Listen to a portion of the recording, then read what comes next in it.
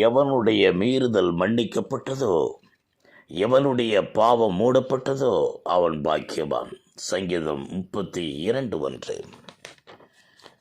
The Bible says, "Blessed is he whose transgression is forgiven, whose sin is covered." அருமை சகோதர சகோதரிகளே, யார் பாக்கியவான்? இன்றைய செய்ததுதான். இந்த காலை வேளையிலே தியானத்திற்கு எடுத்துக்கொண்ட இந்த சங்கீதத்தினுடைய முதல் பகுதி 32:1, மீறுதல் மன்னிக்கப்பட வேண்டுமாம், பாவம் மூடப்பட வேண்டுமாம். மன்னிக்கப்படுகிறது வேறு, மூடப்படுகிறது வேறு. மன்னிப்பு, forgiven Lord, என்னை மன்னிச்சிருங்க, செய்த தவறை மன்னித்து விடுங்கள். செய்த தவறை ஆண்டவரிடத்தில் சொல்ல வேண்டும். என்ன தவறுகள் நாம் செய்தோமோ அதை அறிக்கையிட்டு, ஆண்டவரே என் பாவங்களை மன்னியும், இனிமேல் இப்படிப்பட்ட பாவம் செய்யாதபடிக்கு அதை மூடிவிடும். 2 காரியம். மன்னிங்க, மன்னிக்கிறது மட்டுமல்ல, இனிமேல் இப்படிப்பட்ட பாவத்தை செய்ய மாட்டேன், செய்யக்கூடாது, செய்யாமல் இருப்பதற்கு, அதை மூடி விடுவதற்கு எனக்கு உதவி செய்யுங்க. 2 காரியம். மன்னிப்பு ஒரு சாதாரண காரியம், மன்னிங்க ஆண்டவரே என்று சொல்வது. ஆனால் மன்னிப்பு கேட்ட பின்பு அந்த பாவத்தை செய்யாமல் இருக்கிறோமே, அவன்தான் பாக்கியவான். ஒரு காலமும் இந்த மாதிரி பாவத்தை நான் செய்ய மாட்டேன், நான் தவறான வார்த்தைகளை பேசிவிட்டேன், அநேகரை வஞ்சித்து விட்டேன், அநேகருக்கு எதிராக செயல்பட்டு விட்டேன், ஆண்டவரே நான் நீதிமானாய் இருக்க விரும்புகிறேன், என்னை மன்னித்து விடும் என்று ஆண்டவரிடத்தில் அறிக்கை செய்கிறோம். அறிக்கை செய்துவிட்டு என்ன செய்யணுமா? அந்த பாவத்தை விட்டு விட வேண்டும். இனிமேல் அந்த பாவத்தை திரும்பி பார்க்காத வண்ணம் தேவன் நமக்கு ஒரு விசேஷித்த ஆவியை தருவாரையானால் அவன்தான் பாக்கியவான்.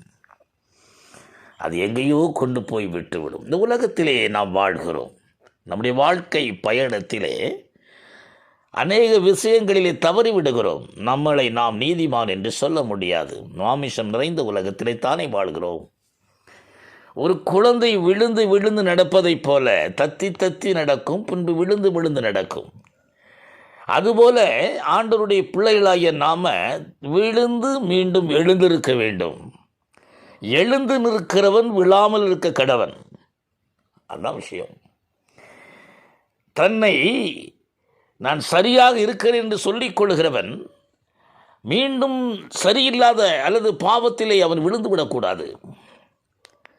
எனவே பாவங்கள் மூடப்பட வேண்டும். வேதம் கூறுகிறது, சங்கீதம் 32:2, எவனுடைய அக்கிரமத்தை கர்த்தர் எண்ணாதிருக்கிறாரோ, எவனுடைய ஆவியில் கபடம் இல்லாதிருக்கிறதோ அவன் பாக்கியவான். அக்கிரமத்தை கர்த்தர் எண்ணாதிருக்கிறாரோன்னு என்ன? தேவனுக்கு தெரியும், இவன் என்னுடைய மகன், இவன் அக்கிரமம் செய்ய மாட்டான்.